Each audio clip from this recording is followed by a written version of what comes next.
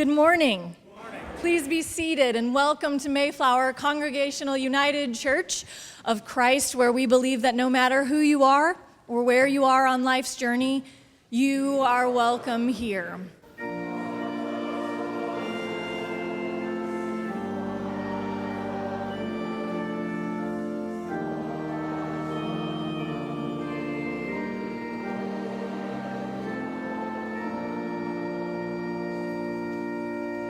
Gracious God, there seems to be much to pray for these days.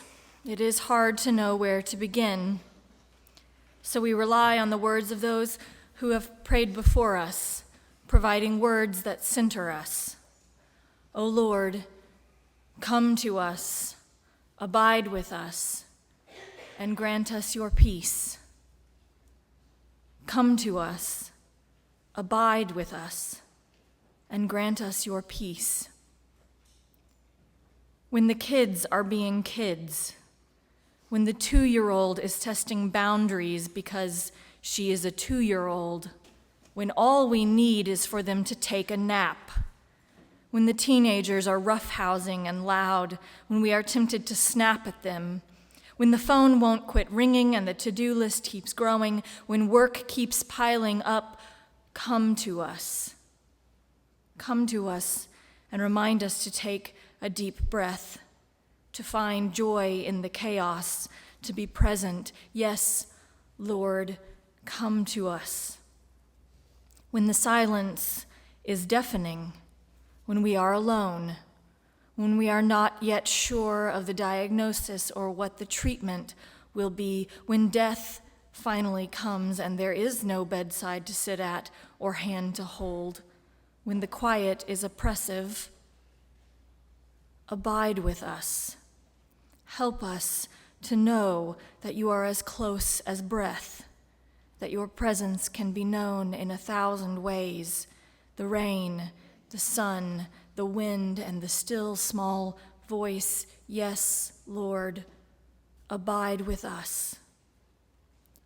When we are horrified at the news of another attack by a white supremacist, upon news that yet another verdict declares that Black lives really don't matter, when we have written and called and emailed what we still can't seem to get through to the ones who decide the budget, when profit is more important than people, when we pay lip service only to our values, grant us your peace.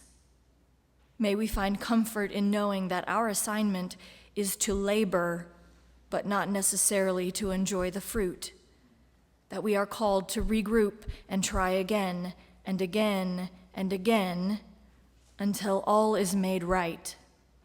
Yes, Lord, grant us your peace that comes when we trust that ultimately love wins. O faithful one, come to us, abide with us, and grant us your peace. Amen.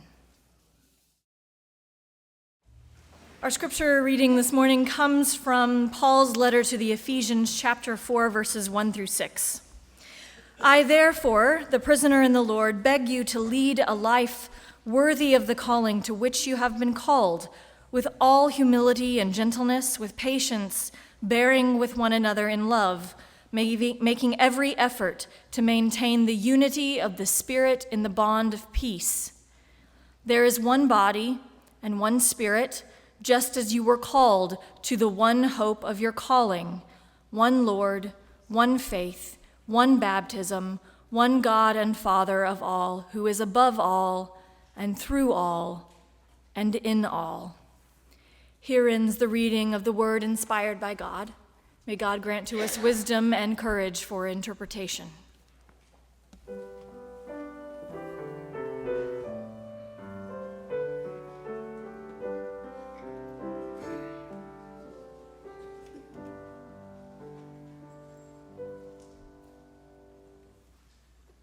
I was somewhere over the Atlantic, headed home sweet home, when the bomb went off in Manchester.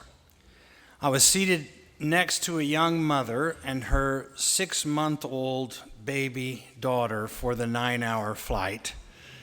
I got an earful, but it was the mother I felt sorry for. It's impossible to keep a baby happy on an airplane for 9 hours. So I took turns holding Claire, who was a real trooper and was amused by my beard and the hair on my arms and kept calling me Daddy. The people around me were not amused by what everyone considers a fate worse than death, to be stuck next to a crying baby on a transatlantic flight. But what are you going to do? The answer is whatever you can. And remember that some things are beyond your control. And besides, keeping things in perspective here is a good idea. I always wonder what people think they have to complain about as they soar over the ocean in a magic chair in the sky, sipping a glass of wine, or reading a book or working on their laptop. We're not in a covered wagon here, in the blazing heat on the lookout for tarantulas. Nor are we prisoners in the squalor of a Syrian refugee camp. Nor are we women raising this girl in Afghanistan. It's just a crying baby. Little did I know that while I was amusing Claire and we were chasing the sun home on Monday, a crowd of mostly young women was packed into a Manchester arena listening to an Ariana Grande concert and screaming their teenage heads off. When, after it was over, they heard that deep, deadly rumble, and panic ensued. Salman Abedi, still a child himself at 22, had made himself into a bomb, texted his mother goodbye, asked to be forgiven, and then did the unforgivable. 22 died, almost 100 wounded. And having just spent 10 days in the UK among so many wonderful people and having made so many new friends, the news was particularly hard to take. Had we known, a crying baby would have been the least of our worries. The world, as the poet Wordsworth put it, is too much with us. It is at once both unbearably sublime and terrifying. And I got to see a little more of it in the last 2 weeks, the world that is, because of the generosity of strangers. And because the church is so often a place that gives the benefit of the doubt, one body, one spirit, just as you were called to the one hope of your calling, as the Ephesians letter puts it. 18 months ago, leaders of an organization called PNC, the Progressive Christian Network of the UK, invited me to visit their fair land to give the second annual Marcus Borg lecture. They shared the project with a residential library in North Wales called the Gladstone Library, named after the famously progressive member of Parliament in the 19th century, William Gladstone. The New York Times just did a feature story on the Gladstone Library, and it's a truly magical place. It's a place where people can go for a kind of literary retreat, check into a room for a week to study, to take a course or workshop, or just to read for 3 or 4 days in a state of suspended animation from the world. The library itself looks like something out of Hogwarts. It's a quiet, tranquil place in a small Welsh community where you can always find old men in the pubs in the evening watching rugby, and where life moves at a slower pace. It smells of tea and musty books. The fields are lush, dotted by the occasional medieval castle, and everyone drives a really small car. The director of the library is Peter Francis, who's become a friend since this was my second visit to the library. I first went in 2014 to talk about the Beecher Lectures on Faith as Resistance, but returned this time to talk about the search for God, especially for those who have given up on the idea of a sky god, the patriarch of heaven, but still long for a connection to something transcendent. When I landed in London, it was foggy, of course, and I took the train to Paddington Station, where my father had once boarded trains during his days as a war correspondent in World War II. My father was, as you know, a conscientious objector, but served in an army hospital that treated the wounded outside London. I was met by Tony Rutherford, a member of the PCN in Great Britain, and we took a 2.5-hour train ride to Bristol in southwest England, and it was there that I gave the Borg lectures at St. Stephen's Anglican Church, built in the 14th century. I was joined by Val Webb, a scholar from Australia, for a panel on the church in our time, especially changing images and ideas about God that are sort of reshaping those who still have anything to do with church. And in Europe, that's fewer and fewer people all the time. The next day was Sunday. I stayed 2 nights in the home of a delightful couple from the United Reformed Church, which is a merger of Methodists, Presbyterians, and Congregational churches. And then I preached in a downtown church in Cardiff, Wales, to a crowd of, I'd say, no more than 50 people. It was delightful. And after church was over, one elderly woman came to ask me if I would consider moving to Cardiff to become their pastor. And then she said, but I doubt you would ever leave Mayflower. My host took me in the afternoon to see the largest castle in Wales, complete with a moat and vertical slits in the walls for firing those crossbows. And I was reminded all it takes is a return to the continent to know most of human history has been a series of slaughters, interrupted by intervals where temporary victory brought something they called peace. Villages would spring up around these castles, and the villagers could flee for safety when the hordes came to live or die with their kings and queens. After a few hours of strenuous castle gazing, my host asked me what would become my favorite question while in the UK. Robin, do you fancy a pint? Well, yes, as a matter of fact, I do fancy a pint. A good stout brown ale will do just fine. These pubs are so wonderful, a ubiquitous part of UK culture, and they're full of families, day and night. I watched children sitting with their parents, and it made me remember when we first moved to Oklahoma, and Sean was carrying one of our kids into a liquor store in her arms, and the owner was horrified. In America, we both glorify and mystify alcohol, and thus make it into an even more forbidden fruit. From Cardiff, I took a small prop plane an hour north to Newcastle, England, where I lectured at St. Thomas the Martyr Anglican Church. It's a church that's defied the Church of England to become what we call open and affirming. And they were all about the business of being a social justice church. The next morning, I hopped on a train to Edinburgh, a place I'd heard much about but never visited. And I must tell you, Edinburgh was by far my favorite place. From the moment I stepped off the train and walked those ancient streets, I fell in love with Edinburgh. The castle, the history, the real Hogwarts school where J.K. Rowling was once a single mom and got the idea for the Harry Potter series when her train was delayed from Manchester to London.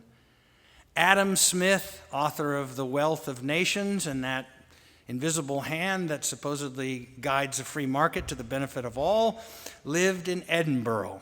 Famous dropouts from the University of Edinburgh include J.K. Rowling and Charles Darwin, leading our tour guide to conclude that the best way to assure success for your kids is enroll them in the University of Edinburgh and then have them drop out. Hanging outside one Edinburgh pub, there is this famous sign that has on one side a portrait of a cabinet and key maker. And legend has it that after making your furniture and your keys, it's very easy for that person to rob you by night.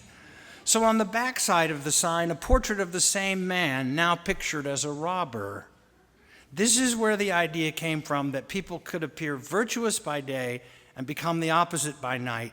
So Edinburgh resident and author Robert Louis Stevenson took this idea of the two-sided human and created Dr. Jekyll and Mr. Hyde.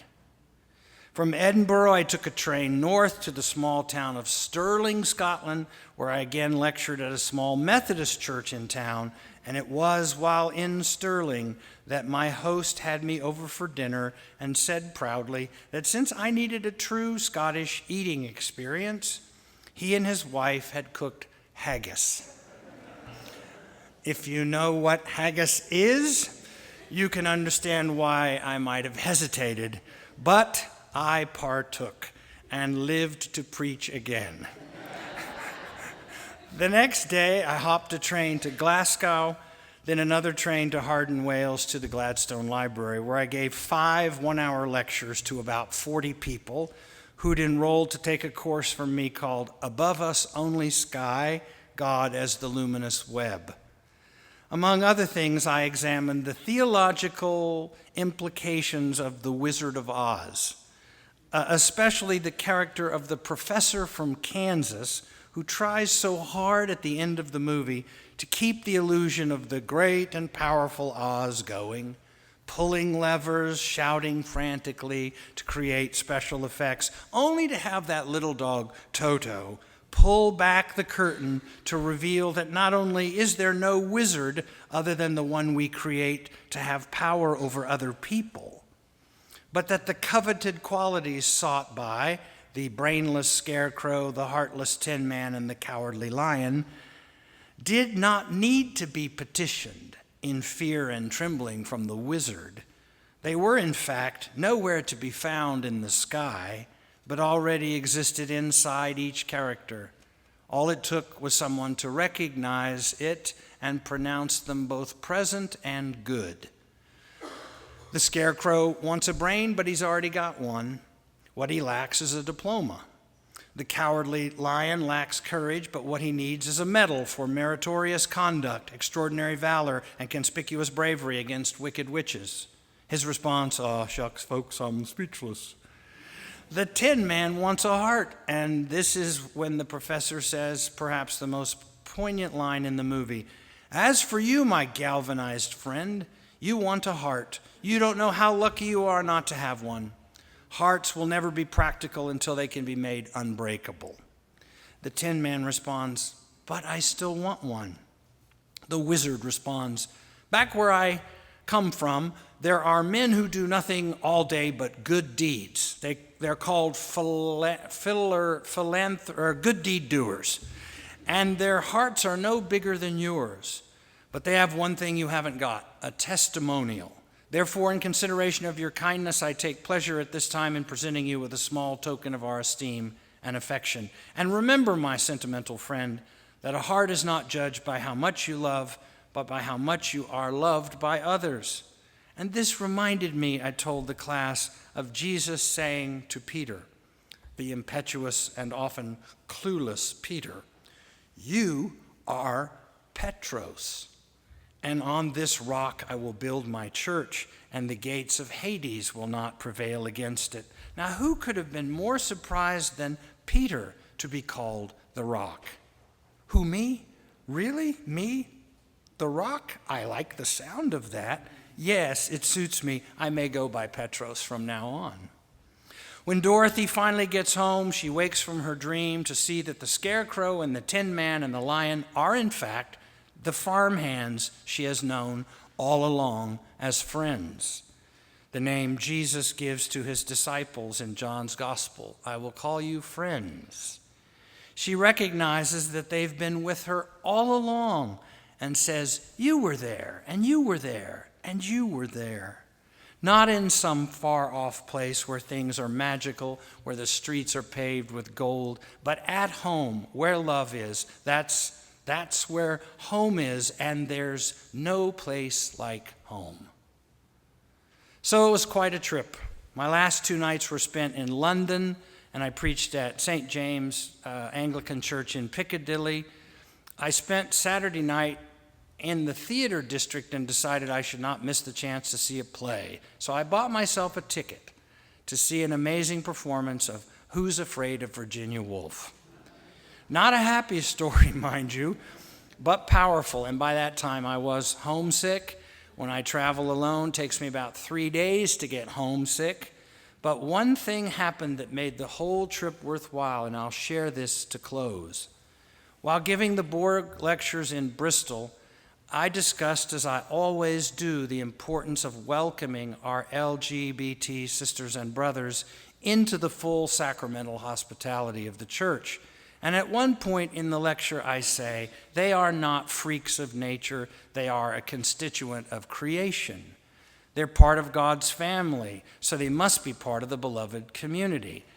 And at that moment, there was some commotion as a young man walked down from the back of the church to the front pews and sat down. I wasn't sure what was happening, but after the lecture, I was told that this particular young man had decided at that moment to come out to his family members who were sitting down front. Something about being in a church and hearing those words made him decide this was the best time and this is the safe place to tell the truth. I can tell you that in my mind, that single moment made the whole trip worthwhile. I taught the Mayflower benediction to 2 more congregations and heard people say in churches older than this country, every single other. And I marveled at how hard people still work to keep the flame of the church alive, even if they can no longer afford to hire their own minister. These people listen to our sermons all the time, online. And they ask me, where on earth did you find Lori Walke? Some of them are already planning a visit to Mayflower. One of them will be here in 2 weeks because they'll be in Ponca City for a wedding. They're all going to drive down to the Mayflower. And they asked me to make certain I greeted all of you on behalf of the Progressive Christian Network of the UK. There really is one body, one spirit, just as you're called to the one hope of your calling, one Lord, one faith, one baptism, one God of all who's above all and through all, and in a luminous web sort of way, in all. This is not a great and powerful wizard God thundering in some distant, faraway place we hope to visit someday. It's not a God of the heights, but as Paul Tillich said, a God of the depths. The deeper you go, the more you will find God. And come to think of it, you were there, and you were there, and you were there. And it's true what they say. There's no place like home. Amen.